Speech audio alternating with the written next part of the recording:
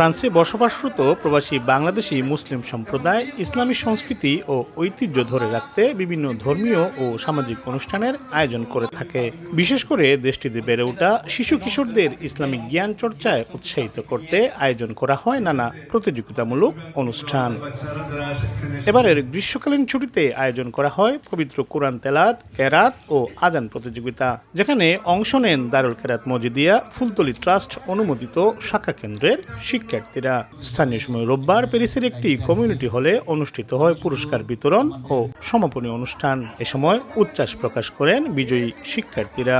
আলহামদুলিল্লাহ, আমি অনেক খুশি এই পুরস্কার পেয়ে। আগামী কোনো ইসলামিক অনুষ্ঠান হলে আমি আবার অংশগ্রহণ করব। আমি কেরাত করে এই গিফট পেয়েছি, আমি অনেক খুশি হয়েছি।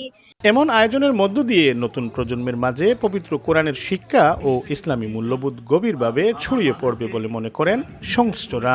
ভবিষ্যতেও এ ধরনের আয়োজন করার কথা জানান তারা। আমরা এই প্রথমবারই কেন দারুল কেরাত করছি এই কালচার সেন্টারে। ইনশাআল্লাহ অদূর ভবিষ্যতে আমরা এইভাবে দারুল কেরাতের খেদমত কন্টিনিউ চালিয়ে যাব। শিশু কিশোরদের কোরআন শিক্ষা এবং তেলাওয়াতের প্রতি আগ্রহী করে তুলতে ভবিষ্যতে এমন আয়োজন আরও প্রয়োজন বলে মন্তব্য করেন অনুষ্ঠানের প্রধান অতিথি।